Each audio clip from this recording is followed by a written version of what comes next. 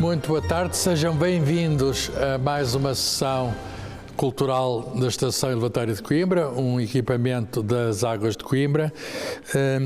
Tem-se passado aqui muitas sessões interessantes e eu tenho a certeza que esta vai ser apenas um acrescento a essas sessões, porque vai ser tão ou mais interessante do que as que já aqui tivemos. Porquê? Primeiro temos duas convidadas de dois ramos, digamos que dialogam, embora o diálogo só se faça em certos casos particulares. E hoje vamos tentar perceber que é o direito, e o direito está à minha direita, a senhora juíza Eliana de Almeida Pinto, que é coimbrã, nascida em Coimbra, e que é juíza desembargadora no Tribunal Central Administrativo do Sul desde 2024, mas atualmente está a desempenhar funções de juíza secretária do Conselho Superior dos Tribunais Administrativos e Fiscais, suponho que em Lisboa, certo? Onde desempenha tarefas que eu suponho que têm a ver com, enfim, são processos de gestão e disciplina da magistratura administrativa e fiscal. Eu não sei isto de cor, eu informei-me. Se souber alguma coisa errada, por favor, está perfeito. A doutora Eliana de Almeida Pinto, já vou à médica, mas a doutora Eliana de Almeida Pinto é formada na Universidade de Coimbra em... Posso dizer o ano? Podem, claro. Eu tenho aqui 2000 e... Não. 1996. Esse. 1996. Mas 2000 tinha aqui uma pós-graduação. Sim, mestrado. Mestrado, que depois fez lá também em Coimbra. Fez uma pós-graduação em Justiça Administrativa e Fiscal e concluiu na Faculdade de Direito da Universidade de Coimbra. Desempenhou vários cargos, incluindo técnica jurídica da Câmara Municipal, foi assessora em gabinetes ministeriais, mas desde há algum tempo tem as tarefas na magistratura. O motivo pelo qual é a nossa convidada não é tanto do domínio estrito da sua profissão, embora as questões do direito sejam sempre interessantes e há sempre questões no direito. São interessantes para mim, falo como leigo na matéria e, portanto, tudo aquilo que eu posso aprender, gosto de aprender. Mas a doutora Eliana de Almeida Pinto, eu digo doutora com as letras todas, porque uma pessoa quando está perante um juiz tem que ter muito respeito, mais do que perante outras profissões. Eu devo dizer que só uma vez é que estive num tribunal e era na altura da Covid, foi à distância, etc. É mais e fui só testemunha, não fui réu, fui só testemunha. E é mais difícil estar à distância com o ecrã. É verdade. Mas foi a única vez e o meu testemunho não foi assim muito... Enfim, não teve grande seguimento, mas não interessa. Não interessa. A Eliana de Almeida Pinto, se permite, agora falo como autora, tem este livro que está lá em cima à vossa disposição por cortesia da Almedina e eu já adquiri o meu e vou pedir para assinar no fim, que se intitula A Última Memória de um Banqueiro. Está publicado na IELO Editores e saiu há poucos meses, suponho que no final do ano passado. Este livro que eu estou a ler, que devo dizer que não li na totalidade e por isso correm pessoas que já o leram e poderão fazer um juízo melhor do que eu. De qualquer modo, a leitura não é muito grande, são 180 páginas. É o primeiro livro da autora e todos esperamos que não seja o último, portanto... Porquê? Porque a leitora, digo já, do Clique promete termos autora. A ligação entre direito e literatura é longa e poderia falar de casos internacionais, mas de casos nacionais eu conheço e sou amigo, ou era amigo do Dr. Labrino Lúcio, que além de juiz era um escritor. Aliás, foi escritor muito prolixo na última fase da vida dele, publicando vários romances. Sim. E eu tive o prazer de beneficiar da sua companhia, da sua sabedoria, e ele, enfim, esteve no Centro de Estudos Judiciais e conta histórias muito interessantes, até sobre... Olha, uma coisa que ele gostava muito dentro da literatura, que era o teatro, a escrita dramática. É verdade. e, portanto, também o conheceu, não foi? Conheci, muito bem. E, portanto, este livro intitula-se A Última Memória de um Banqueiro. Enfim, o banqueiro aqui tem nome, Baltazar de Noronha, e há aqui um juiz que também tem nome, Luís Azanha. Estes nomes naturalmente são fictícios, mas uma coisa que todos gostamos de tentar perceber, isto perante este livro e perante qualquer outro livro, é a parte que há de realidade e a parte que há de ficção. Eu acho que a própria autora confessa que há aqui alguma coisa de realidade, e haverá sempre em qualquer ficção alguma coisa de realidade.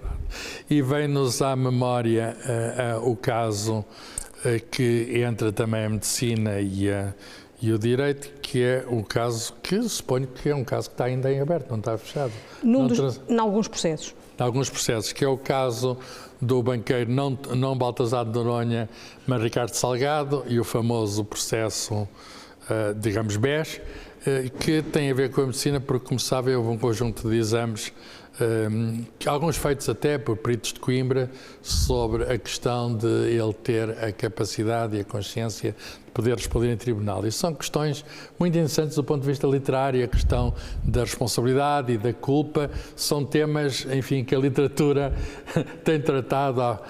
Enfim, eu lembro-me daquele clássico do Crime e Castigo, do Dostoiévski, que trata, digamos, esse tema de uma maneira sublime, para dizer o mínimo. Mas sobre este livro, melhor do que eu, convidamos para falar a doutora Ana Isabel Gomes, que eu já conheço de uma apresentação que fizemos de um livro do nosso comum amigo Bruno Paixão, e que é médica, formada na Faculdade de Medicina da Universidade do Algarve. É assim a Faculdade de Medicina que se chama, não é? Medicina e Ciências Biomédicas. E Ciências Biomédicas da Universidade do Algarve, que agora é doutoranda aqui na Faculdade de Medicina de Coimbra e que exerce a sua atividade de psiquiatria, suponho que no Hospital da Figueira da Foz. Exatamente. Que não se chama Hospital da Figueira da Foz, chama-se o LS do Baixo Mondego. Exatamente. Mudam os nomes, não se percebe bem o que é o LS do Baixo Mondego, mas é o Hospital da Figueira da Foz, que é um hospital ali mesmo à beira-mar. É dos hospitais com melhor vista para o mar. Exatamente. É especialista em medicina integrativa, também fez especialização em medicina do sono e, além do mais, é escritora. Portanto, temos aqui dois casos, há aqui um paralelismo entre duas pessoas que têm profissões que são profissões, digamos, aparentemente, enfim, fora da literatura, mas que encontram em seu impulso para escrever. E no caso da medicina é muito comum. Quer dizer, nós temos aqui uma exposição em que invocamos, entre outros, o Miguel Torga, e o Miguel Torga foi um médico que esteve aqui muito tempo, mas os médicos, digamos, escritores nunca mais acabam. É verdade. Olha, para falar dos mais recentes, e esse está vivo e também com um problema de saúde, que é o António Lobantunes, também psiquiatra.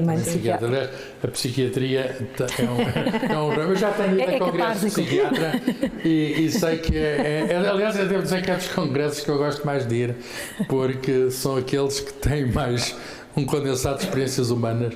É verdade.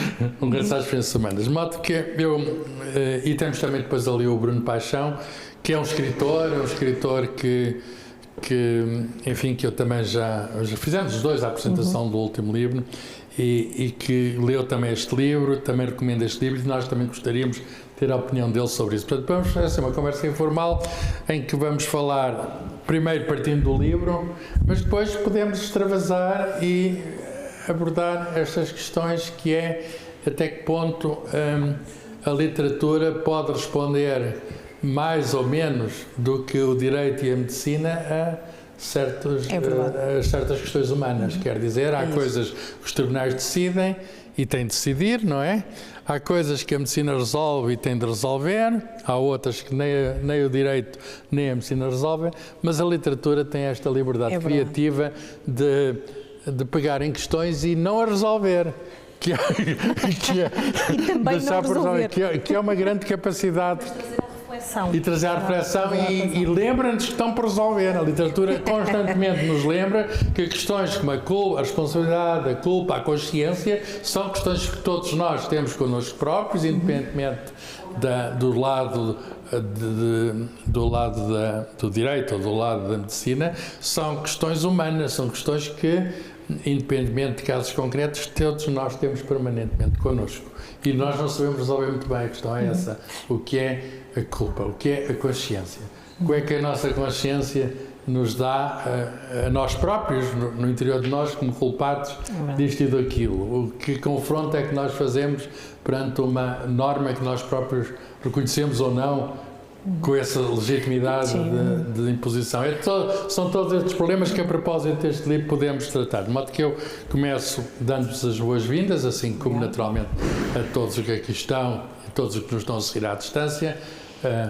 Obrigado à Notícias de Coimbra por fazer esta transmissão, deixando o registro para a posteridade. Portanto, nós deixamos coisas à posteridade, espero que a posteridade fique grata pelas coisas que nós deixamos. Eu passava a palavra à Ana Isabel para lhe perguntar, de um modo muito simples, primeiro, já sei que leu o livro, mas para quem não leu o livro, porquê é que deve ler? Porquê é que dever, não sei se é forte. Porque é que seria proveitoso? Porquê é que seria proveitoso ler o livro? O que é que o leitor lucra com esta leitura? Se é uma leitura, digamos, que tem de ser feita por mais gente, e porquê? Eu pegaria exatamente nisso que falou de deixar para a posterioridade, não é? Porque há esta memória individual, mas é bom haver um livro como este para também consolidar a nossa memória coletiva.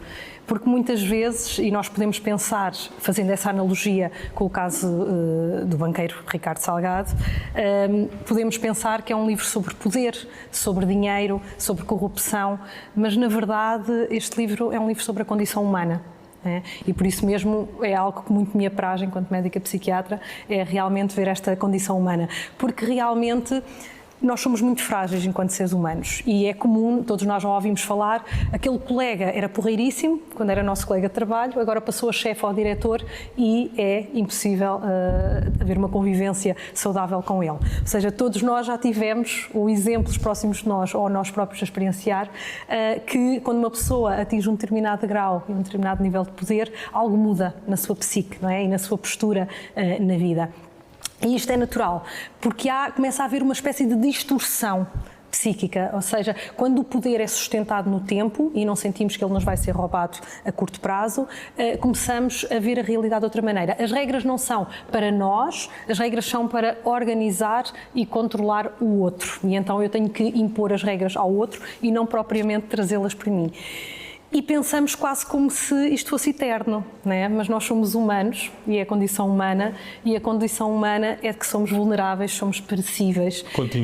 Contingentes, exatamente. E por isso mesmo o poder e o dinheiro são falíveis e são temporários, tal como, e interessante, não é? O título é A Última Memória, tal como a memória.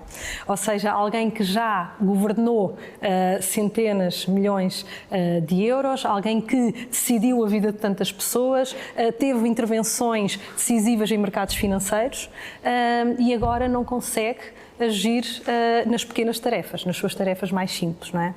E esta condição humana é importante falar nela e é muito importante haver livros como estes para na nossa consciência, não é? E na nossa memória ficar realmente o que é isto do poder, o que é isto do dinheiro e o que é isto da condição humana.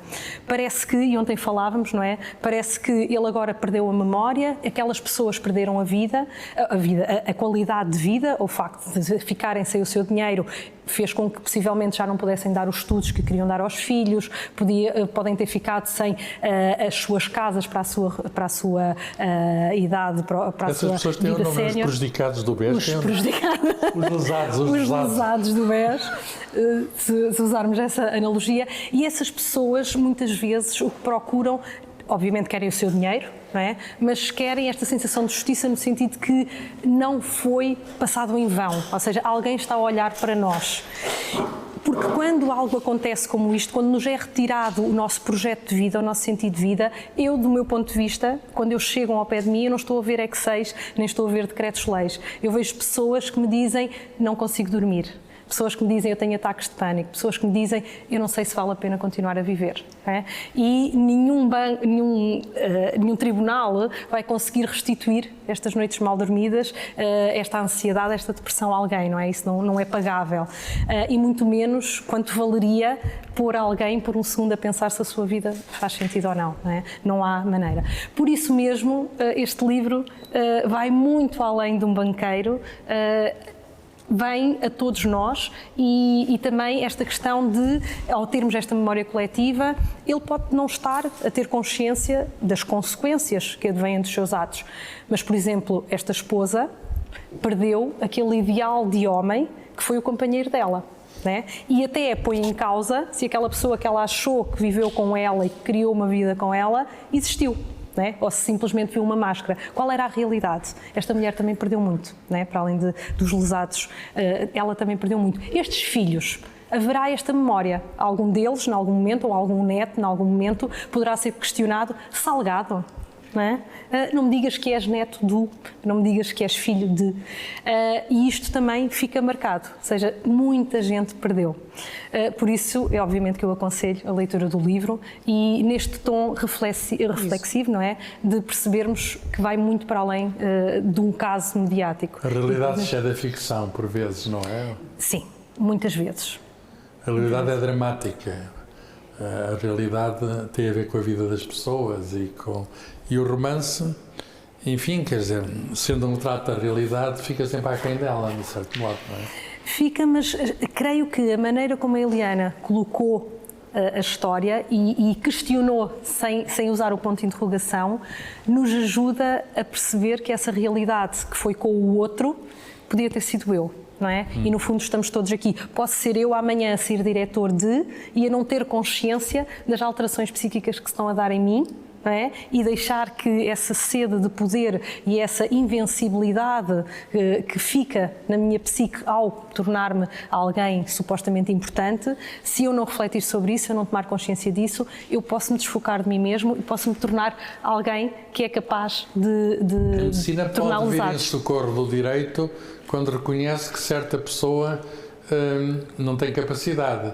Mas quem reconhece é o médico ou é o juiz que confirma? O médico dá só um parecer? Como é que isso funciona na prática? Por exemplo, na segunda-feira à tarde, lá estarei eu novamente a depor.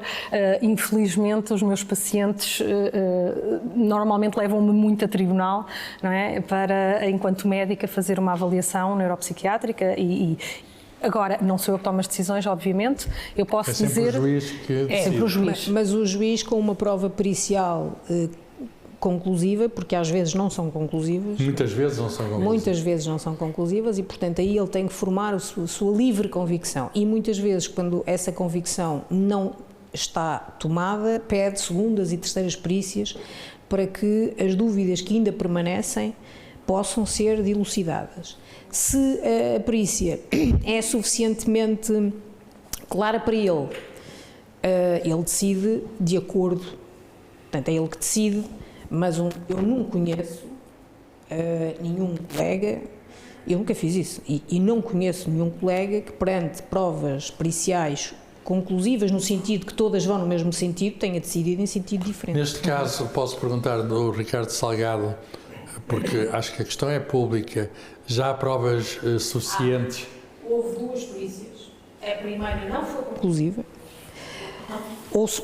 e é natural não ter sido, porque o Alzheimer é gradual e, portanto, o processo demorou muitos anos. E, obviamente, ao longo dos anos, é natural que se tenha vindo a agravar. Neste momento, esse processo transitou em julgado e foi diagnosticada a situação de Alzheimer e de degradação evidente da sua condição, da condição da sua consciência. E por essa razão é que ele não cumpriu pena, porque ele foi condenado. Ele está condenado. Portanto, mas é um processo, há outros. Há vários, mas estão prejudicados, porque a partir do momento... Num caso desses, doutora, a culpa morre solteira? Essa pergunta não tem uma resposta conclusiva, porque no meu livro a culpa não morreu solteira.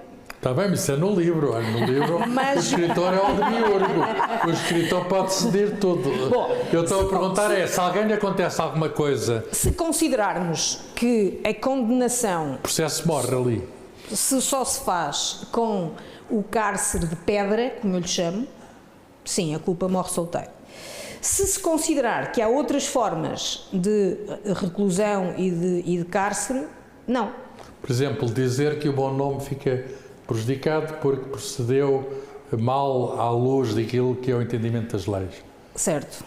Isso fica consignado na sentença. Fica. Portanto, se está declarado com o julgamento não acaba logo ali, vai acabar na sentença final. E acabou. Ele foi condenado a 8 anos de pena de prisão efetiva, sem possibilidade de suspensão da pena. Porém, ficou-se a aguardar os relatórios periciais para saber se ele tinha condições de compreender a sua pena. Sim. Porque isto é condição sine qua non. É preciso que quem é condenado perceba porque está a ser condenado. Se ele não tiver capacidade para compreender, está prejudicado um dos pressupostos da ação penal. E por isso ele não foi preso no cárcere de pedra. No meu livro ele foi preso de outra maneira. À médica, se é possível fingir que não tem a consciência. Essa foi a questão. Exatamente. Essa foi a grande questão do primeiro relatório.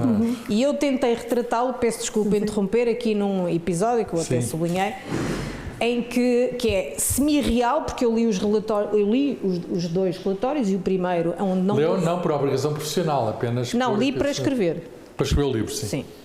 Eu não sou juiz do crime, portanto, não li por obrigação profissional. Faz administrativo e fiscal, portanto, mas li para perceber porque é que houve dois colégios de peritos, por que razão, que dúvidas o juiz teve, e de facto a questão foi esta. No início foi feito uma primeira... O processo é muito volumoso, não é? É. Eu fiz assim, a ver se achava pouco. Não, este é dos mais... Que havia aqui, Não, são 4 ou 5 processos. Este, que já transitou em julgado, é dos mais pequenos. E são 3 ou 4 volumes. E eu li o primeiro relatório pericial e o que dizem é isso. Quando foi lá o Colégio de Peritos, vamos chamar o nome, o Baltasar de Noronha, na realidade o Ricardo Salgado, dá umas respostas muito inteligentes. E com uma ironia muito fina. Alguém que está em plena consciência. Sim. Mas tão inteligentes que ficou no limbo. Ou seja, os peritos perguntaram: será? Peço desculpa que ele está a gozar connosco. Será que eu percebi bem? Ele, de facto, naquilo que são os testes científicos, ele passou no sentido que não se lembra, não sabe quem é o nome do Presidente da República, baralha com o Primeiro-Ministro. Ok, nesses testes mais simples, ele consegue dar a entender que não tem consciência, que não sabe, que já baralha e tal. Mas noutras coisas, noutro tipo de testes cientificamente aprovados, ele dá respostas inteligentes. Então, e qual foi a conclusão dos médicos? Não era conclusiva a doença de Alzheimer. Mas é por isso que foi pedida uma segunda perícia. Só que o direito é muito complicado, o direito ao recurso também é um direito fundamental e tal. A gente sabe do caso Sócrates. Pronto, e entre a primeira perícia e a segunda passaram anos. Ora, a doença até podia já estar a manifestar-se. Mas no momento em que foi feito o primeiro relatório pericial, ele podia não ter essa situação clarificada. Mas ao longo dos anos foi-se degradando. Ou seja, não puseram em causa que ele já não tivesse ali alguma demência. Mas tinha aparentemente suficiente consciência. Porque o processo é gradual. O processo é gradual. Ora, não é necessário ter alguém que é condenado e que tem um início de demência, pode ir preso. Desde que se perceba que ele tem consciência, para perceber que ele ainda tem consciência da sua culpa.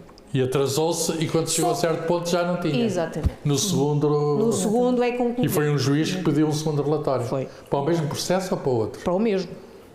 E os outros processos, o que é que acontece? Ainda não sabemos, mas eu, como magistrada, só podem morrer, não é? Porque se agora está mais do que provado. Mas não há outras pessoas no processo? Há um réu? Não, para morrer para ele. Para os outros continua, mas para ele, se ele não pode ser condenado neste, não poderá ser nos outros, porque isto está transitado, isto é. Significa oficial. que a sentença, o acórdão, tem aplicações a outros processos, é isso? Nesta parte, então, pois, se consideram que ele não tem capacidade hoje para perceber nada, não tem para este processo nem para nenhum dos outros. Pois. Mas isso é interessante. Isso é que é a lógica, às vezes. É isso. Enfim. Sim, nestes processos demenciais, quando a pessoa às vezes nos chega numa primeira consulta, em que muitas vezes até é a família que traz a pessoa a dizer que ela anda a baralhar qualquer coisa, não é? Pequenos lapsos. Nós nunca podemos fazer um diagnóstico conclusivo inicialmente. Se tem um problema de Alzheimer, vão ao neurologista ou vão ao psiquiatra? Se houver alterações comportamentais, pode ser visto pela psiquiatria. Se é simplesmente falhas de memória ou sintomas neurológicos, será pelo neurologista. Normalmente há um trabalho de equipa, muito mais quando são com estas perícias. Mas o que é interessante? Muitas vezes a pessoa vem e pode ser porque está com uma patologia do ajustamento, com uma depressão, e os sintomas mimetizam um Alzheimer numa situação inicial. Para saber Alzheimer, tanto quanto eu percebo, hoje em dia, porque as coisas têm evoluído, já há provas materiais. Já há provas materiais. Dizer, não é apenas o teste cognitivo. Não. Faz uma biópsia e sabe se tem as proteínas. Exatamente, faz uma punção lombar. Claro, não é assim tão violenta, que faz uma coisa. Não, mas é uma técnica invasiva, obviamente, claro. Que tem que a doença já estar num determinado patamar. Na segunda fizeram isso, na primeira. Exatamente, pronto, na fase inicial, possivelmente puseram em questão. Sim. E também a perda não é, por exemplo, o facto de ele dar respostas muito inteligentes, isso também mostra que poderá estar a ser desadequado, ou seja, isto já está a mostrar alterações de personalidade, porque se eu estou num processo, eu quero ter a boa vontade destes médicos, eu não quero de alguma maneira que estes médicos estejam contra mim ou que me achem irónico ou inteligente ou que estarei de alguma maneira a tentar manipulá-los. Por isso também já mostra que há aqui algum traço. Mas a doença de Alzheimer é uma doença, como sabem, ainda temos muito a aprender e principalmente aprender a amenizar e depois a tratá-la e a atrasá-la primeiro e depois a tratá-la. Mas uma das particularidades que tem é que podemos ter as proteínas destruídas, quer dizer, temos a doença e é irreversível, no estado atual da ciência é irreversível, e no entanto não temos manifestação cognitiva. Há muita gente que tem Alzheimer e não sabe, e ninguém sabe. Por isso é que eu costumo dizer... está condenada, quer dizer, aquilo vai se desenvolver. Sim, mas tanto pode haver uma evolução da doença a pique, ou seja, muito rapidamente, em poucos anos, realmente se notar esse grande declínio, como pode ser muito gradual e a pessoa, entretanto, morre passado 30, 40 anos, sem aquilo ter tido interferência. Sem ter a doença, sem se manifestar. E depois é um pouco como a nossa... outra coisa, não é? Exatamente. Agora, a nossa capacidade muscular. Se eu tenho um grande músculo, ou os músculos muito desenvolvidos, e vou estar internada por alguma doença, por exemplo, nos cuidados intensivos, eu tenho aqui uma grande massa, uma reserva, não é? E a minha hipótese de sobrevivência é muito maior que, por exemplo, uma pessoa que não tenha esta massa muscular. Claro. Se eu parto de uma posição cognitiva daqui e começo em declínio, é diferente de eu partir daqui. E sabemos que ela seria uma pessoa muito inteligente e com uma grande bagagem cultural e social. Esperemos bem que não é? Eu agora iria bater na madeira, mas qualquer um de nós poderá estar a perder capacidades, mas como temos uma boa bagagem cognitiva, conseguimos compensar. Sobre mim ainda posso fazer humor. Conseguimos compensar. Por exemplo, em consulta é muito frequente, e isto, por exemplo, diferencia muito bem se estamos no início do processo demencial ou de uma depressão. Por exemplo, uma pessoa com uma depressão, os testes têm resultados muito melhores do que aquilo que a pessoa verbaliza. Estão muito esquecida. O Alzheimer, exatamente, é essa a ideia. Quando as pessoas estão com Alzheimer, estão com processos demenciais, em vez de salientarem e realçarem e darem mais enfoque, por exemplo, a esses esquecimentos, tornam aquilo muito banal, não é? E então quem é que nunca se esqueceu das chaves? Ainda hoje tive uma senhora que me disse, também não é assim nenhuma coisa do outro mundo pôr o porta-chaves no frigorífico. Eu disse-lhe, olha, por acaso, acho que não é assim tão normal. Mas o Alzheimer está cada vez mais... tem a ver com a idade das pessoas, cada vez há pessoas mais velhas e por isso cada vez há mais demências e essa é a demência mais importante. Infelizmente também há cada vez pessoas mais jovens e, por exemplo... O Alzheimer manifesta-se em pessoas mais jovens. Exatamente. Por exemplo, uma pessoa que começa uma manifestação de Alzheimer aos 70, aos 80, tem normalmente um percurso mais mais lento, do que, por exemplo, alguém que começa aos 60. Claro. Por exemplo, aos 60, 65, sim, mas a mais esperança jovens de vida... enterraram, mas não, mais jovens não. Mas mesmo aos 60 é muito cedo. Eu acho muito jovens, não é? Aos 60 anos acho muito pessoas muito jovens e que realmente esses têm um declínio muito Estamos a falar de Direito e de Medicina, mas eu acho que devíamos também falar de literatura e eu peço a ajuda do Bruno Paixão, porque ele é escritor e, além do mais, é especialista em comunicação, não é? É especialista académico em comunicação. E ele, com essas duas qualidades, escritor e comunicador, ou antes, especialista em comunicação, escritor em si já é comunicador, mas especialista em comunicação, o que é que nos pode dizer que o leitor tira deste livro? Bom, eu posso dizer o que é que eu tirei deste livro. Eu tive, enfim, a minha relação muito próxima com a juíza Eliana de Almeida Pinto, que conheço há vários anos e por isso a minha querida amiga Eliana Pinto. Eu fui acompanhando o processo de escrita deste livro. Não tanto quanto ela ele mostrava o manuscrito. Acabado, mas... Ela mostrava o manuscrito, era? Partes, sim. Algumas partes, sim. Algumas partes. E então, de facto, tive esta... Tivemos também... o leitor teste. Foi o que eu quis fazer. Sim, eu espero que tenha sido um leitor sincero. De facto, procuro ser sempre o leitor sincero que diz... que dá a sua própria visão de um objeto. E, de facto, entusiasmei-me muito porque nós estávamos aqui perante a razão e emoção. Por um lado, a criatividade de alguém que é escritor, mas também a precisão de alguém que na tarimba se faz juiz, e, portanto, são coisas distintas, não é? E, portanto, estávamos aqui perante razão e emoção. E se a razão decide, no fundo, como agir, já a emoção lembra-nos porquê agir. Isto faz toda a diferença. Portanto, a consciência moral, digamos, resulta desta tensão de como agir e de porquê agir. Achei muito curioso, portanto, há aqui uma voz narrativa perfeitamente identificável. Quem fala? Há um autor externo que conta a história? Há, e que é um autor externo e que conhece toda a história, não é? E que entra na cabeça de todos. Está por cima daquilo tudo. Entra na cabeça de todos. E, para além disso, também há aqui... algo que me entusiasma muito, que é esta escrita quase cinematográfica.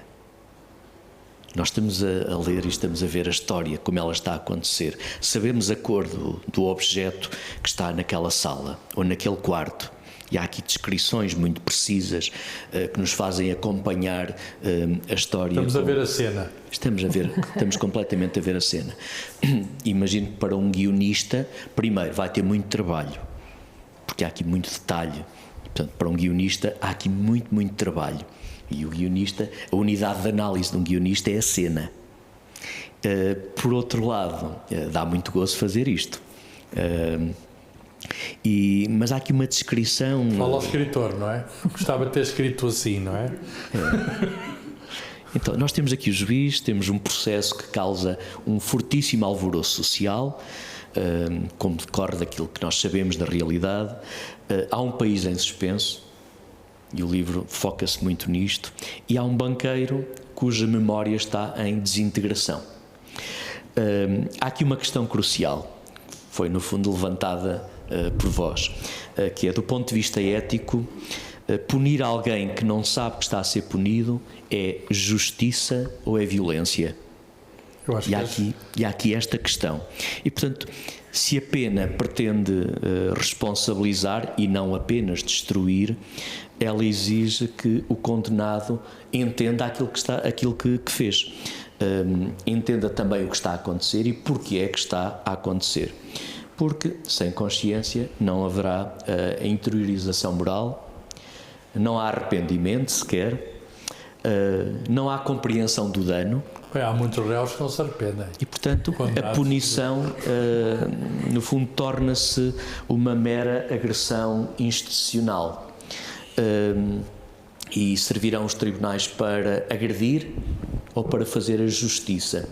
A pena fará justiça. Eu acho que este é no fundo uma questão muito contundente ao longo de todo este livro. E se nós nos lembrarmos tanto de Immanuel Kant como Tomás de Aquino, ambos exigem que haja um sujeito racional, ou seja, que seja capaz de responder pelos seus próprios danos, pelos seus próprios atos.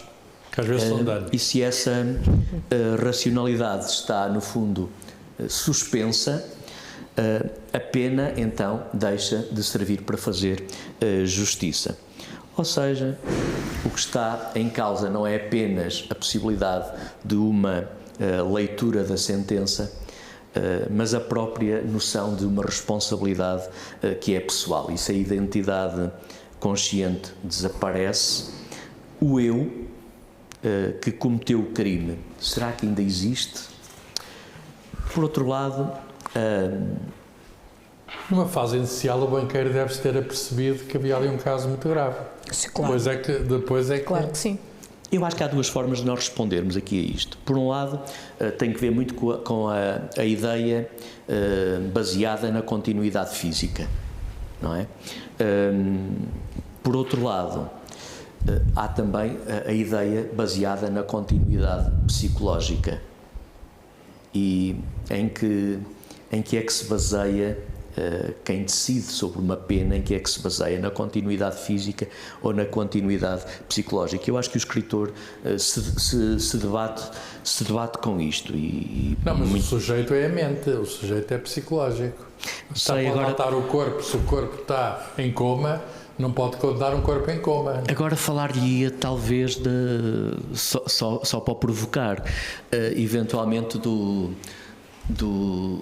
paradoxo do barco de Teseu, não é? O Teseu ia num barco e ao longo de 50 anos, nessa viagem, o barco sofreu vários contratempos e, portanto, foi perdendo a vela e o Teseu substituiu a vela. O Teseu é uma figura da mitologia grega. Foi perdendo a vela, perdeu a vela, foi substituída. Perdeu o mastro, foi substituído. Perdeu todas as tábuas, foram substituídas. Se o barco é o mesmo. À chegada, 50 anos depois, será que aquele ainda é o barco de Teseu? Sim. Baseamos-nos em quê? É um paradoxo, não tem resposta, mas ainda bem que diz que sim. Mas era mesmo uma provocação que ia fazer, porque o que é que impera é a nossa consciência. Mas o barco não tem consciência, também é isso. Mas o barco é um sentido figurado, é uma metáfora. Pois. E tem o Teseu. É uma metáfora. Está a dizer que é o barco de Teseu. Mas quer saber, eu faço voluntariado na penitenciária, no estabelecimento prisional de Coimbra. E uma vez contei isto. E perguntei às pessoas, cerca de 30 e tal, o que é que achavam, se aquele ainda era o barco de Teseu. E todos me disseram, não é. Eles sabiam mitologia grega? Não é o barco de Teseu. Aplicado a si próprios, porque estavam a querer dizer outra coisa. Estavam a querer dizer, eu cometi este crime, por isso foi condenado a 25 anos. Mas quando sair daqui, eu serei um outro. Por isso é um paradoxo, não tem resposta. E quando o escritor encontra um caminho para solucionar, no fundo, compete mais ao leitor não solucionar, mas dar as respostas, como dizia o Roland Barthes, não é? O escritor provoca, mas o entendimento acaba sempre por ser do leitor. Por isso é que o livro também Humberto Eco defendia isto, só uma pequena percentagem de quem o escreve, depois passa para o leitor. Cada um faz a sua interpretação. Que é a nossa interpretação. Bruno, eu nunca tive essa experiência da penitenciária de Coimbra, nunca lá entrei. Mas já tive uma experiência 2 ou 3 vezes de ter ido visitar não presos, mas correspondendo a convites, não presos que eu conhecia, mas correspondendo a convites, ir lá ter uma conversa, em 2 casos com jovens, não é bem uma prisão, tem um nome, não é? Centro educativo. Um centro educativo. E, de facto, o ambiente é pesado, porque são jovens de 15 a 6 anos que mataram, às vezes, familiares, mataram mesmo, quer dizer. E é muito mais leve do que um estabelecimento prisional. Eu sei, mas vê-se pesado. E eu, como sou físico, precisava da atenção deles, eles não queriam ligar nenhuma, não. Tem uma coisa que fizeram, já agora conto esta história, faz parte, suponho, do ritual, entre alguém, eles todos vêm cumprimentar. Sim. Faz parte, digamos, do ritual, aprendi lá, cumprimentei todos, e eu precisava da atenção deles e percebi que eles estavam ali sangrando até o físico. O que é isso? E eu disse, como é que eu vou dar aqui a volta a esta gente? E para os jovens tentei isto. Venho contar-vos a história de Galileu. Sabem quem é Galileu? Foi alguém que foi condenado sem ter culpa. E eles imediatamente se levantaram e ficaram com as antenas de pé. Claro. De modo que eu acho que muitos é questão da culpa. Uma pessoa que ainda está numa fase de minoridade, não está na idade legal para votar, não tem 18 anos, já tem culpa? É outra questão. Mas já aqui há outra culpa que não nos estamos a lembrar.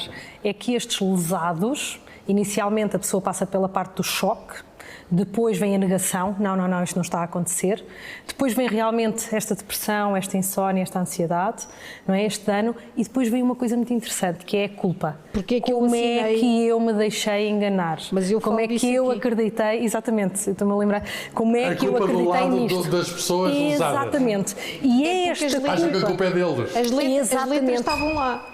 Exatamente. Só que não leram. Exatamente. E a pessoa sente-se nós, de uma maneira, já todos isso. fomos lesados em qualquer coisa, e se nos vamos a responsabilizar por isso, não fazemos outra coisa. Pois é, só que isto é altamente Eu profundo. sempre fui lesado, a culpa não foi minha. Pois, mas as pessoas perderam a qualidade da sua vida e perderam o sentido da sua vida, não é? E depois sentirem que eu sou culpado por isso. O dinheiro todo que tinham, Perderam sonhos, não é? Perderam sonhos para eles, perderam sonhos para a família, perderam a sua continuidade na vida, a sua qualidade de vida, e perderam o seu bem-estar emocional, perderam a sua integridade e a sua dignidade, e pior do que isso eu não posso culpar o Estado, eu não posso culpar o vizinho. Eu assinei, eu fiz, eu deixei que a coisa acontecesse. E esta culpa também está aqui neste livro. Posso perguntar uma coisa, que isto não é consulta jurídica, mas quando a pessoa, digamos, não está consciente, perde, digamos, a possibilidade de cumprir pena, mesmo que seja condenado. Mas se houver questões de dívidas, os herdeiros não são responsáveis? Não, isto é uma pessoa coletiva. O banco tem que ter, é uma pessoa jurídica diferente e foi o banco que lesou. Sim, mas E o banco tem ativos, ou tinha ativos. Depois houve decisões nacionais de natureza financeira e política, portanto já é o Estado a intervir num património que por razões de interesse público decidiu tomar decisões em nome desse património. E em concreto a decisão foi separar os ativos chamados tóxicos, ou seja, leia-se dívidas, dos depósitos, e portanto tudo começou aí, foi uma decisão do Estado. Neste caso particular, mas num caso outro, diferente, individual, alguém que é excluído por razões médicas de cumprimento de pena, mas que deve dinheiro a alguém, se os descendentes não são corresponsáveis. Não, a pena é individual e concreta, senão coitados dos desgraçados dos filhos que andam no É isso que eu pergunto. Não.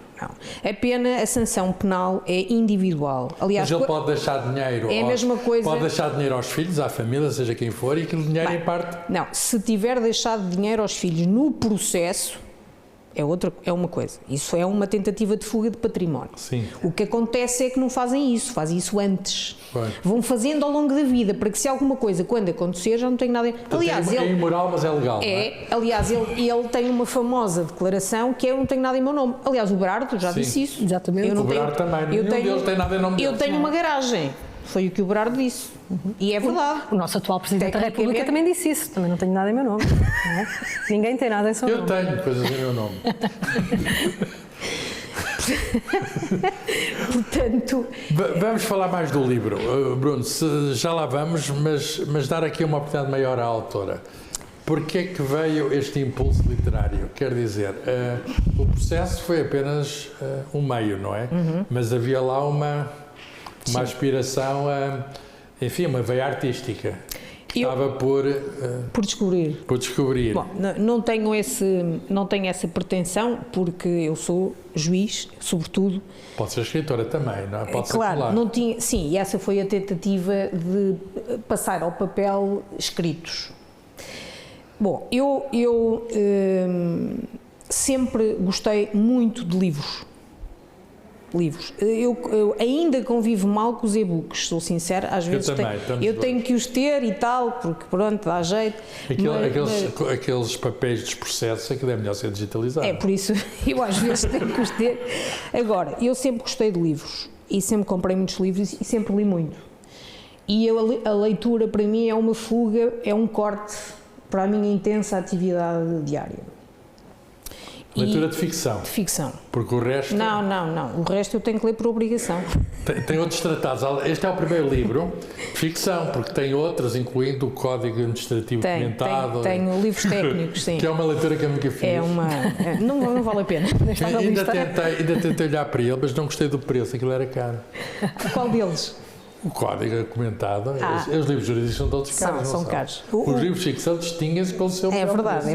Mas até o que me deu mais trabalho até foi comentar a diretiva da contratação, que é uma coisa muito técnica. Isso é uma coisa da União Europeia, não é? É da União Europeia. Pois, eu também.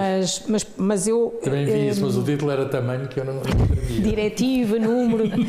Bom, mas de facto eu sempre precisei de ler para descansar, é curioso. Eu sou um bocadinho hiperativa. Este bocadinho, o Bruno já está a rir. Quem trabalha comigo, e sobretudo agora no Conselho, dizem sempre que o bocadinho é uma figura de estilo. Eu acho que quando era miúda... Eu não vou fazer diagnósticos aqui em público. Mas hiperatividade é que é a partir de certo ponto digamos, se forem bichos carpinteiros, está tudo bem, não é? Se for hiperatividade, já entramos no campo da doença. Pois, não está diagnosticada, mas quando eu fiz o acesso não está diagnosticada oficialmente. Mas eu reconheço. Por acaso até acho que está mais ou menos. Eu acho que aquilo não é muito científico. Quais são então os sintomas de hiperatividade? É assim, eu sei. Não é esquecer a chave. Eu fiz exame de acesso ao SES há muitos anos atrás e nós temos que fazer vários testes. Passei um dia inteiro a fazer testes no ISPA. Para ser juiz é preciso fazer isso, não é? O SES é o Centro de Estudos Judiciários, fica na antiga cadeia de Limoeiro, que é um sítio também que tem a ver com a literatura. Também. E até dizem que agora vai sair lá, vamos ver. Bom, e portanto passei lá um dia inteiro a fazer testes psicológicos, uns, recordo-me, já foi há muitos anos, mas uns até tinham uns relógios, nós tínhamos que responder àquilo naquele período, depois tiravam-nos as folhas. Eu por acaso fiz sempre tudo e ainda fiquei à espera dos outros. Há pessoas, dos outros quais? Dos colegas, eram centenas e eu olhava para todos, mas como é que não fizeram isto? Isto não é difícil. Alguns colegas até ficaram com metade da prova por fazer, aquilo para mim era uma prova. São testes psicológicos, não é? São testes, sim. E desenhos e não sei o quê, e o que é que eu vi. Bem, lá respondi àquilo. Depois veio o resultado. E, portanto, aquilo foi... Eu não preciso, a lei diz que quando há dúvidas o candidato ainda tem que ir a uma entrevista. E eu safei-me, portanto, aquilo... Não havia dúvidas, os testes eram bons.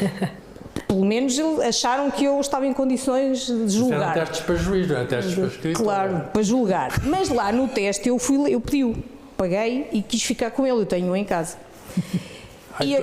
Paga-se o teste? Não, se quem quiser ficar com ele, porque quem o pede é o SES. O SES é que precisa de ver para depois nos dizer... É uma entidade externa que faz o teste. É o ISPA, o Instituto Superior de Psicologia Aplicada. Psicologia Aplicada. Mas se o candidato quiser ficar com ele, paga o ISPA, paga e fica com ele. E ficou com o teste. E eu fiquei. E foi ver porque é que errou em algumas coisas. Eu fui ver, deixem lá ver, eu não fui à entrevista. Se a minha cabecinha está boa. Eu não fui à entrevista, portanto, em princípio, acham que eu estou em condições de julgar. Mas já agora quero ver o que é que escreveram a meu propósito. Avaliação, não é? Claro. E, portanto, as coisas eram... E estava lá a hiperatividade? Estava. Pois. Como é que eu adivinho?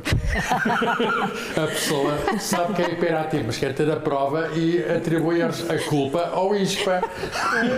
Mas eu confirmo. Viste o teste? Não ouvi o teste, mas confirmo. Da hiperatividade. Então, mas a hiperatividade para a profissão pode ser bom, não? É cansativo. É que há tantos processos lá que se houver alguém hiperativo... Mas eu sempre fui das mais produtivas do tribunal, de facto. Nesse sentido. Eu sempre fui das mais produtivas do tribunal. Aqueles processos da AIMA, não é? Dos imigrantes. Isso é que gostava de alguém hiperativo. Vou-lhe dar uma novidade, Sr. Professor. Agora, na qualidade de juiz secretária, eu tomei a decisão de abrir um concurso nacional para a acumulação de funções. Percebi que o Tribunal de Lisboa, onde estão todos acumulados, são quase 150 mil, não se faziam, e eu agarrei e obriguei os juízes todos do país a ajudar. Saiu hoje mesmo na página do Conselho. Temos aqui novidade para a comunicação social. Os processos que aí estão... Vão ser feitos até setembro por todo o país. E é distribuição pelas aldeias? É. Eles são obrigados, os juízes? Não são. Pagam-lhes mais? Só que eu pago mais, sim. Está na lei, não é? Não há a acumulação não há nada como um estímulo para haver hiperatividade. Mas é um acréscimo. Estamos muito gratos todos que aceleram esses processos. Sim, vai ser tudo decidido até setembro. É a meta, eu fixei metas, para receber tenho que cumprir metas, não é só receber. E, portanto, cada juiz tem que proferir 400 decisões, porque aquilo é muito simples. Mas o processo é só processual, quer dizer, é só analisar o papel. É muito simples e, portanto, mas eu compreendo que 6 juízes não conseguem. Mas estamos a ver da veia artística. A hiperatividade era apenas uma coisa onde estivemos um bocadinho, não vamos ficar por aí. Certo. Eu preciso de cortes para descansar. Ou durmo, eu durmo pouco. É como o futuro ex-presidente? Pois, porque às vezes acordo a pensar em coisas, depois vou correr ao meu gabinete de casa a escrever para não me esquecer, depois volto a dormir, portanto tenho assim um sono um bocado irregular. Mas uma coisa que me relaxa é a leitura, de facto. E nas férias eu consigo descansar em férias, mas não consigo não estar a fazer nada. Não consigo. Uma coisa que me mete confusão. E lê principalmente ficção. E leio ficção. E isto é aquilo que me centra. Que autores é que gosta, digamos? Gosto muito de Almeida Garrett. É um clássico. É um clássico. Bom, e portanto estava eu a dizer que já há uns anos, é esta parte que eu andava a pensar, se calhar a leitura relaxa-me, mas a escrita também. E um dia pus-me a escrever. Quando o processo transitou em julgado, do Ricardo Salgado, não tinha nada a ver com isso. Nada, eu estava longe de imaginar que ia escrever sobre isto. Tive curiosidade de ler aquilo. Mas o processo está acessível? Qualquer pessoa pode lá ir e ver? Pode. Na net? Uma pessoa pode ir à net. Tem que saber o número do processo, mete e ele aparece na DGS. Qualquer pessoa? Qualquer pessoa. Porque ele está transitado em julgado. Calma, só os processos não, estão o acórdão. Tem o acórdão. Não é o processo tem todo. O processo. Não, mas o acórdão tem os factos provados, é o que interessa. E eu, por acaso, acedi... Mas é um resumo. Mas eu acedi, porque eu consigo acedi às perícias e tal. Mas quem quiser ler o que é que foi provado, o que é que não foi, também lá está tudo. Bom, e, portanto, eu tinha curiosidade em perceber naquela linguagem melhor... jurídica, não é? Mas aquilo até está assim... às vezes não está, mas este até está numa linguagem... Uma pessoa normal como eu não sou... Estou longe de perceber... Uma pessoa menos hiperativa não como acredito. Deve ser pouco também. mas pronto, e fui ler por curiosidade, porque há uma coisa... Este livro também tem uma crítica à comunicação social. Já lá vamos. Aliás, este livro é uma crítica social, na verdade, ou não fosse eu uma fã de Almeida Garrett. E depois ela transforma-se a dado passo também numa introspeção. Eu ponho-me na cabeça de cada um dos lesados, e para mim são todos lesados, como a Ana disse há bocadinho. De facto, somos todos lesados, porque aquilo teve a fazer no país. Inclusive o próprio. Mas, de certa forma, ele é lesado, já explicarei porquê. Mas há uma crítica social também à comunicação social e à forma como ela trata a informação e a notícia. O que é que falhou aí na comunicação social? Não, a comunicação social é retratada aqui por mim... Eu tenho de fazer de comunicação social e tentar... É retratada aqui por mim como, hoje em dia, eu faço, aliás, um paralelismo com o jornalismo do passado, porque hoje em dia os jornalistas e os jornais querem uma boa manchete. Se ela é verdadeira ou se é mais ou menos verdadeira é pouco relevante. Se for uma sonora manchete que abra telejornais ou que faça grandes primeiras páginas para vender, é aquela que vamos escolher. Mas essa não é bem, não retrata bem a realidade, não interessa. Mas sempre foi assim, de certo modo, não foi? Mas agora eu noto... O que temos agora é a internet. É pior, assim. não, mas é pior, porque antes havia o cuidado, aqui há hoje, porque também a concorrência faz isso, não é? E eu tenho que ser o primeiro. Portanto, eu não vou ligar, eu sei que do ponto de vista jornalístico eu devo confirmar se as fontes de facto me estão a dar uma informação correta e eu devo também confrontar o visado com isto e depois faço a notícia. É assim? Portanto, saiu muita informação falsa sobre este caso. Saiu. Não é só sobre este caso. Sim. A informação falsa está por todo lado. Isso de facto não ajuda também a que a sociedade no seu conjunto forme uma convicção mais informada e depois está feita a notícia, dificilmente O vamos Ricardo conseguir Salgado foi condenado pela opinião pública antes de ser no tribunal. São todos. São todos. A questão é que eu acho que a comunicação social tem aqui um peso relevante na educação também e na contribuição para a informação adequada e correta, para as pessoas formarem a sua convicção, mas uma convicção formada em factos corretos e verdadeiros. E eu até acho que a comunicação social hoje é o primeiro poder, não é o quarto, é o primeiro. Não é por acaso que os políticos todos se submetem a ela e decidem... Dá uma boa manchete. E decidem diariamente também a pensar como é que isto vai sair na comunicação social. Se calhar é melhor não metermos essa norma desta maneira porque isto não vai sair bem, em vez de Já condiciona aos outros. Claro. Condiciona aos tribunais também. E os tribunais, já vou falar disso, e isso também está aqui, portanto. E por isso eu fui ler sem qualquer intenção de escrita. E quando acabei de ler, disse, isto dava um romance. Vou escrever aqui uma... E está aqui. A última memória do banqueiro de Eliana de Almeida. E está a sair o segundo, que aliás começou neste. O segundo que é livro? Sim. Isso é uma novidade, não sabia. É. Mas Outra manchete. A memória do banqueiro continua. Não é este. Agora é sobre o Lava Jato no Brasil. Vai-se chamar a República dos Juízes. O projeto Lava Jato? Aí também há acesso a... Também. Eles mostram, está na internet? Não, eu tenho um grande amigo, nosso grande amigo, Tochico, que está no Brasil e a madrinha do filho é a juíza desembargadora lá e ela arranjou-me o processo. Muito bem, então vamos saber tudo sobre o Lava Jato. Vamos, até porque ele começou aqui, começou a ser preparado aqui. Há uma ligação entre as duas coisas? Ninguém sabe, mas saberá. O capítulo... Se quiserem saber o que se passa na justiça portuguesa e brasileira, não há nada que olhar para os romances. Mas é curioso que lá eu retrato o ativismo judiciário que felizmente ainda não chegou aqui. Mas pode chegar. Pode. E já tivemos alguns lives. Aquela tentação de ir para juiz, de fazer justiça... Não é, de ir para ministro, do juiz ir para ministro. Também, mas também usar os processos para condicionar a atividade política. Isso é a fronteira do princípio da separação de poderes. Pois, quando se diz política é uma coisa e a justiça é outra, enfim, está-se a dizer uma coisa que a gente sabe que não é verdade, está tudo misturado. E o nosso sistema, talvez por estarmos na Europa, é mais difícil chegarmos lá. Mas no Brasil é o exemplo vivo de um dos maiores sistemas de ativismo judiciário. Portanto, os juízes são mesmo super-juízes, alguns. São, quase todos. E têm mais poder que os ministros. Sim. Aliás, eles no Supremo chamam-se todos ministros, mas também não são juízes de carreira, são nomeados pelo Presidente da República, que é uma distorção que eu retrato no segundo romance. Como é que se chama o segundo romance? A República dos Juízes. Oh, bom título. Um bom título, a República dos Juízes. E ele começa a ser traçado... É uma aristocracia, não é oligarquia, não sei como é que se pode chamar. É uma república distorcida. Exatamente. E ele começa a ser... E esse livro aparece aqui porquê? Porque... Quer dizer, tem uma pontinha neste? Tem, porque ele tem ligação ao processo do BES. Porque a Lava Jato, uma grande parte dos diretores e administradores da Petrobras, que no meu livro tem outro nome, transferiram dinheiro colossal para o Brasil, para contas do BES em vários pontos do Brasil mundo. Para aqui? Sim, para aqui e para outras offshores que o próprio BES tinha, o chamado saco azul, em vários pontos do mundo. E, portanto, há um delator, porque no Brasil há o sistema penal brasileiro permite delações premiadas, ou seja, permite Nós não temos isso. Não temos. Já andou a ser discutido. Feliz ou infelizmente? É uma grande pergunta.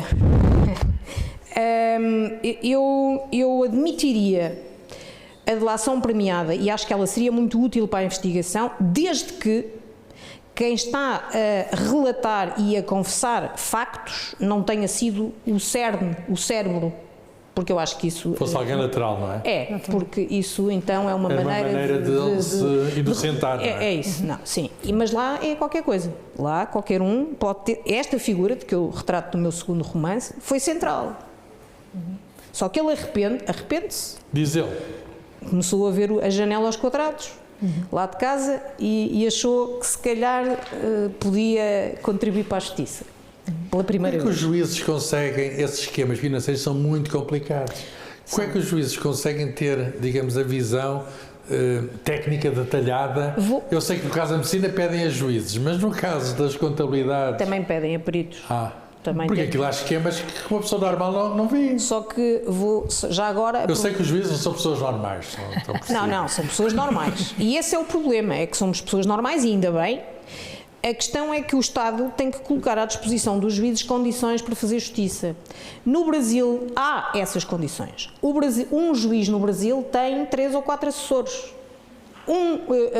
Juiz no Brasil tem um gabinete onde é possível contratar perícias altamente especializadas a universidades. Aqui não é assim. Aqui há uma lista nacional de peritos que é escolhida pela Direção-Geral da Administração da Justiça, onde contam trocos, quanto é que se paga a hora. Paga um pouco, já percebi. Claro. Eu nunca aceitei perícias de física. Às vezes perguntam dos carros, batem uns nos outros, querem saber o que é que o físico diz. Eu fui ver quanto pagavam e nunca aceitei. Portanto, como é que é possível aqui ter a garantia de que a assessoria técnica que o Código permite é topo de gama? Esses esquemas financeiros são demasiado complexos para a lista de peritos nacional. Claro, portanto, claro.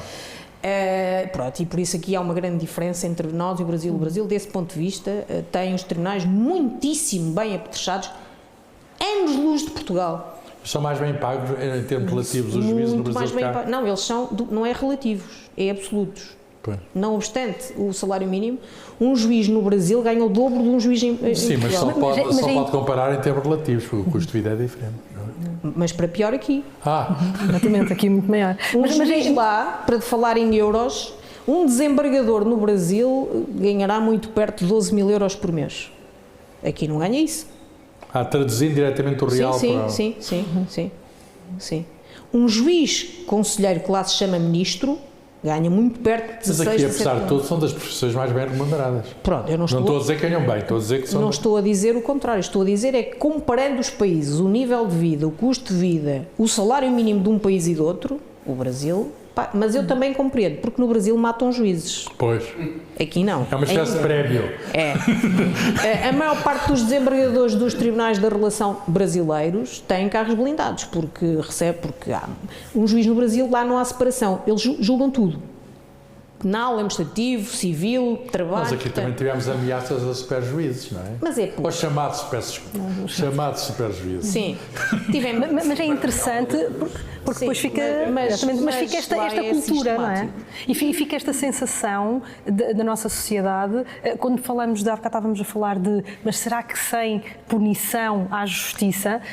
Mas também esta questão da memória, não é? Que memória é que nós queremos deixar a nível da sociedade? E a memória que está a ficar é que os de cima não são punidos, não é? Para os de cima não é feita justiça, e é interessante depois vermos, não é, que num país em que há muito esta sensação e da justiça dentro por dentro, não é, e vamos fazer justiça com as nossas próprias mãos, ainda assim...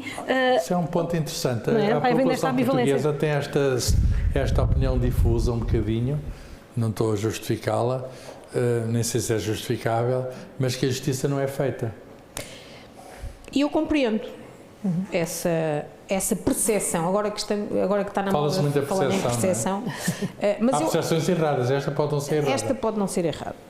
Aliás, eu também a descrevo, e agora para ser um bocadinho mais incisiva e para só fazer aqui telegraficamente uma abordagem ao livro, eu começo o livro com indo buscar muito daquilo que é a minha introspeção pessoal, que faço muitas vezes, depois de tantos anos a julgar, e a sensação que o Luís Azenha teve quando leu o processo e depois percebeu como é que ele acabou. Isto é, O juiz, eu até, se for possível, Lê umas linhas, vou sim. ler aqui só um trecho. Porque já percebi que há muita da autora neste juiz. Pois. O juiz Luís Azenha conhecia os factos, sentia-os quase na pele e, mais do que isso, formara uma íntima convicção, clara, robusta, uma certeza que o atravessava como uma lâmina fria, culpado. Não plenamente em relação a todos os crimes, no sentido técnico, talvez, mas no sentido moral, no sentido humano, no sentido que escapa aos autos, mas não ao olhar de um homem que já viu o bastante da vida para saber ler o silêncio entre as linhas dos depoimentos, mas não podia dizê-lo. Porque a beca que envergava era feita de mais do que tecido, era feita de limites. E o direito, esse engenho seco e preciso, exige que a alma se curve aos requisitos formais da prova. O que não se demonstra não existe. O que não está no processo não está no mundo. Recordava das aulas do Centro de Estudos Judiciários. E o que a consciência grita, a sentença silencia. Olha, interessante. Eu, enfim, já havia todas as razões para recomendar o livro. Este excerto lido pela autora reforça essas razões. Portanto, no fundo, é uma voz, digamos, da justiça. É a justiça vista por dentro, alguém dentro. Vamos aqui abrir um bocadinho a abertura às outras pessoas e ouvir depoimentos. Nós estamos à próxima, não é melhor por causa da transmissão para fora, é só isso. Não é para aqui, é para fora. Doutora, em primeiro lugar, 45 anos de profissão, estou quase reformado. Pronto, só não sou reformado, isto é, já sou reformado, mas enfim, ainda sou consultor, ainda me interesso por muitas coisas. Mas há aqui alguns aspectos que as intervenientes, a Sra. Doutora e a Sra. Doutora hoje trouxeram aqui, que são, acho que, muito importantes, que me fazem até, de facto, relembrar alguns episódios e também algumas questões, relativamente, nomeadamente, ao aspecto da do local em si, em que as pessoas são ouvidas, do meio que as rodeia, dos média, mas a Sra. Doutora já se antecipou um pouco, e agora nesse último parágrafo teve uma coisa que para mim foi muito interessante. Eu vi que teve uma reação rápida. Foi muito interessante, porquê? Porque, por esta razão, eu não percebi ainda, nunca percebi, porque é que as pessoas não podem ser condenadas e a execução da pena não existir. Ou seja, a culpa de facto não deve morrer solteira. Porque repare, a personagem do livro, por certo, que estava consciente quando praticou os atos. Sem dúvida. Inconsciente quando é feita a sentença. Mas a mim não me interessa, nem para nós todos nos interessa, enquanto cidadãos, contribuintes, que ele não seja condenado. Não, ele deve ser condenado. Agora, que era uma violência de facto, como diz aqui o Bruno Paixão, que seria uma violência meter um homem destes numa prisão, obviamente que sim. Mas condenado, porquê é que não? Mas ele foi. Repare, neste caso, processo. Nos próximos já não é. Sim, tem razão. Sim. Está a ver? Portanto, ou seja, Os uma outros pessoa... morrem, não é? Repare, essa é que é a questão. Ainda não decidiu isso, portanto, Mas está a ver, mas eu acho é que está-se consciente quando se pratica os atos. Sim. Não me importa a mim, enquanto contribuinte, depois, até porque do ponto de vista da responsabilidade civil, claro, essa continua, portanto não há esse problema. O problema é aqui que gera, para mim, a satisfação, porque repare, ninguém se interessa se depois ele vai para a cadeia, se vai para ali, como é que é, ninguém lá vai vê-lo, isso por amor de Deus, não, mas interessa a condenação. Sim. Interessa que de facto não haja... Ficar para o registro histórico. Passou. E eu aqui no livro Os Lesados, para eles foi reconfortante, apesar de paradoxal, ouvirem a condenação. Foi importante para eles. Há aqui É muito importante. A nível psicológico é muito importante esta sensação de que houve. A senhora aqui, por causa da questão da culpa, dos lesados, etc. O senhor já foi lesado, eu já fui lesado. Às vezes por alguma gananciazinha. Ou seja, aliás, o conto do vigário é isso mesmo, eu não sei quem é mais vigarista. Se é a pessoa que é vigarizada, se é o de facto vigarista. Naquela conto das notas. Nunca percebi o que é que se chama conto do vigário. Mas... É o conto do vigário, mas ainda não percebi bem. Mas o vigarista deve mas de alguma maneira as pessoas arriscaram também muito. penso eu, e também daí algum sentimento de culpa por parte das pessoas, nesse sentido. Mas havia uma questão mesmo muito precisa que eu gostaria, até porque foi uma matéria que a mim me diz muito, que é a doença de Alzheimer e outras demências. E por saber que existem outras demências, 200 e tal, penso eu, que são percepcionadas, as quais, inclusivamente, até por meios físicos, são perfeitamente iguais, podem ter a mesma. Se foi de facto, porque ele foi mesmo diagnosticado como doença de Alzheimer. Foi. Na segunda perícia. Pois, porquê? Porque na primeira podia ter sido outro tipo de demência. A primeira podia ter sido outro tipo de demência. E ele não estava capaz de. A primeira era uma deficiência cognitiva. A primeira houve déficit perdas cognitivas, ligeiro. mas Exatamente. ele tinha consciência. Ele sabia porque é que estava ali, respondeu a questões do processo e por isso é que os peritos, os primeiros, disseram não. Ou já está num processo demencial muito moderado, já médio a severo, e nós não temos a menor dúvida, ou então classificamos como déficit cognitivo e durante 12 meses vai-se fazendo avaliações periódicas para depois vermos se conseguimos então concluir.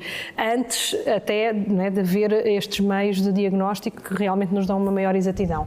É muito, nessas outras todas, não é? É muito um diagnóstico muito clínico, ou seja, tem muito a ver com esta avaliação que nós fazemos e por isso mesmo, por exemplo, aqui está, eu vou a processos por causa de alguns pacientes, mas não faço perícias, mas eu trabalhei quase 10 anos na Alemanha e lá eu fazia sextas-feiras à tarde, eu ia para os tribunais e ia fazer as perícias e às vezes ia até às habitações das pessoas, ou onde elas estivessem para fazer as perícias.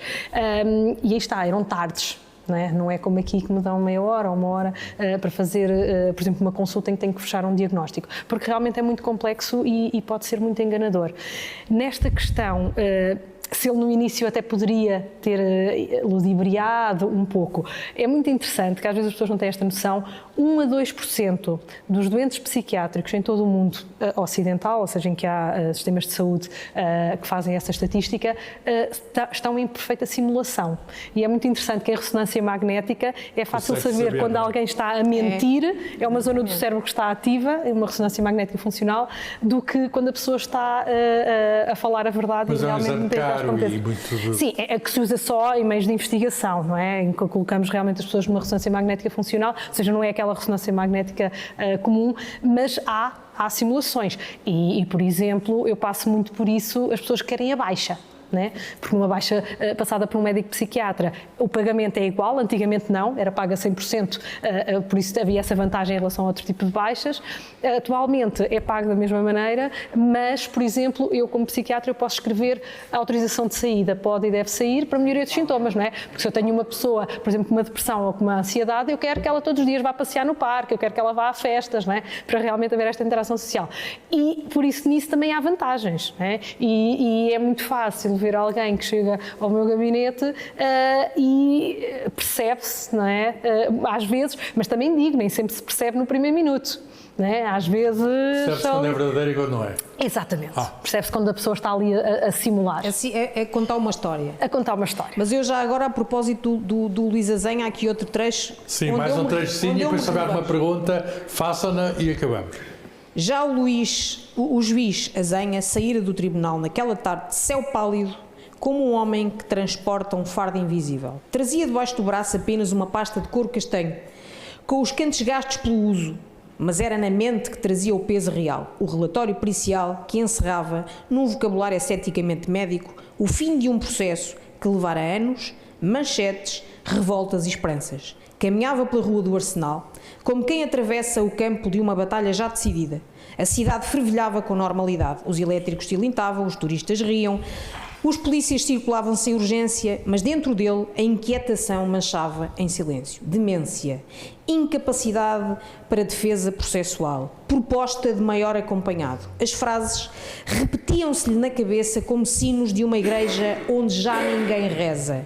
O juiz era, por natureza e por formação, homem de letra de lei. Mas também, nos confins do seu espírito, havia ainda uma centelha do crente. Não o crente em dogmas ou doutrinas, mas daquele que ainda acredita na existência de uma verdade anterior à norma e superior ao expediente. E agora essa centelha ardia com amargura. O relatório dizia o que a medicina via, mas não dizia o que a alma percebia, porque Luísa Zenha vira nos olhos de Baltazar e neles não vislumbrava a névoa do esquecimento, mas a sombra de quem ainda sabe e escolhe não dizer. Portanto, ele sabia ler nos olhos, este juiz. É um juiz especial. Pá. Querem fazer alguma questão final ou comentário? Estamos a aproximar do fim. De modo que agora a oportunidade são alegações finais, o nome texto. Exatamente. O calço para sempre. Bruno não está. Então, para deixarmos o final para a autora quando começa o romance já sabia como acabava? Já tinha isto? Então foi os personagens sozinhos é que tomaram conta daquilo? Eu não sabia como ia acabar no sentido literário, ou seja, eu acabei até com alguma condescendência com o vilão da história. Esse final eu não tinha decidido. E está aí com um pontinho de culpa aí, a dizer que condescendência. Sim. Porque eu tenho aqui passagens que descrevem perdas de memória claras de momentos áureos dele como banqueiro, idolatrado por toda a finança europeia, e no fim da vida ele acaba num cadeirão que comprou num leilão em Londres, caríssimo, provavelmente mais caro do que um veículo automóvel de luxo.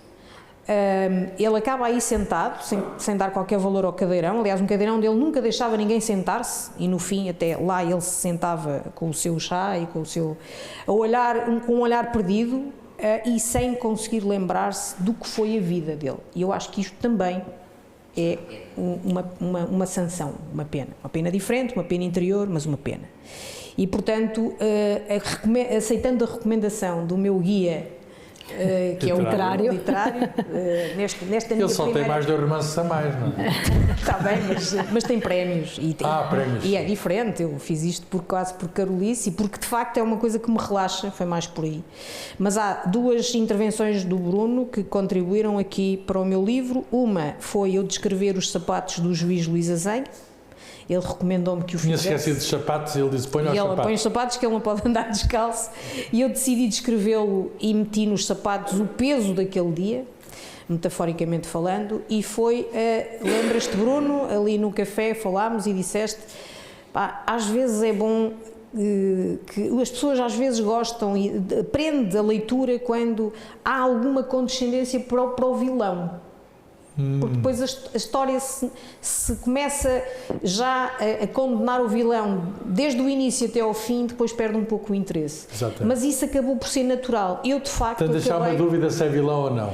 Até ao fim, mas no fim eu acabei por tomar a decisão de ter alguma condescendência e de até achar que, apesar de ele não ter sido preso no chamado cárcere de pedra, ele está preso no cárcere da mente dele. Portanto, ele não tem uma única memória, uma penalização. Não tem uma memória dos filhos, dos bailes, das noites em Veneza, em Capri, dos iates, zero. E isso é terrível. Muito bem. Qual é o próximo livro? Já sabemos. E está mais alguma coisa no horizonte? Eu interrogo-me por, sei lá, o Processo de Sócrates também merece um romance. Esse merece uma trilogia. Mas não, está pensado outro. O seu advogado cuide-se que não o podem chamar. Não, mas para já não, está em marcha este e eventualmente escrever sobre a morte de Sá Carneiro de um acidente de camarada. Também está em cima da mesa. Mas isso já não é bem um processo judicial. Assim. Não, mas vai ser o romance. Mas já há livros sobre isso. Mas não romances.